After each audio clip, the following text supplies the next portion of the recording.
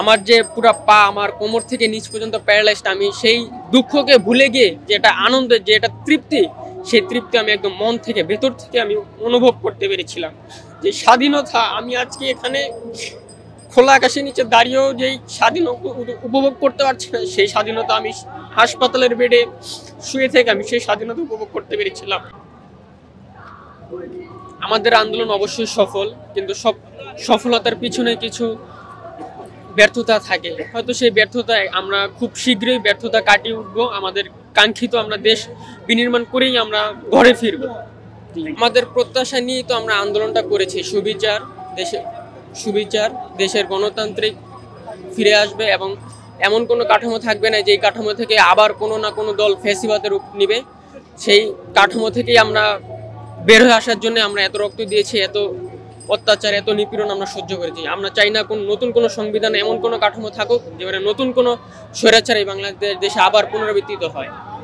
হসপিটালের বেডে যখন 7 তারিখ আমি শুনি, 7 তারিখ সেন্স আসে, 7 তারিখ যখন শুনি তখন আমি অপারেশন থিয়েটারে ছিলাম।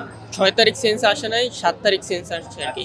7 তারিখ যখন সকালে শুনি তখন প্রচণ্ড ব্যথা ছিল শরীরে, এবং আম্মু এসে বলে এবং নার্সরা আমাকে ভিডিওগুলো দেখাচ্ছে, তখন আসলে অনুভূতিটা আমি আমার যে পুরা পা আমার কোমর থেকে নিচ পর্যন্ত প্যারালাইজড, আমি সেই দুঃখকে ভুলে গিয়ে যে এটা আনন্দের, যে এটা তৃপ্তি, সেই তৃপ্তি আমি একদম মন থেকে ভেতর থেকে আমি অনুভব করতে পেরেছিলাম।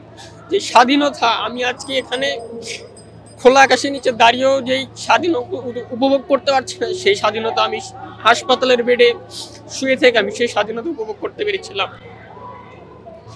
আসসালামু আলাইকুম, আমার নাম ফাহিম হাসান। আমি একজন সাধারণ ছাত্র ছিলাম, কিন্তু সময়ের পরিক্রমায় আমি গত বছর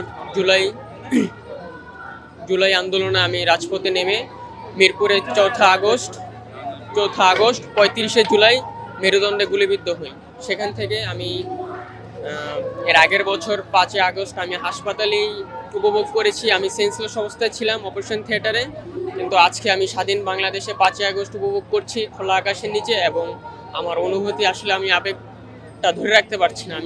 For more updates, follow us on Facebook, subscribe our YouTube channel, get the latest update on www.daily-sun.com.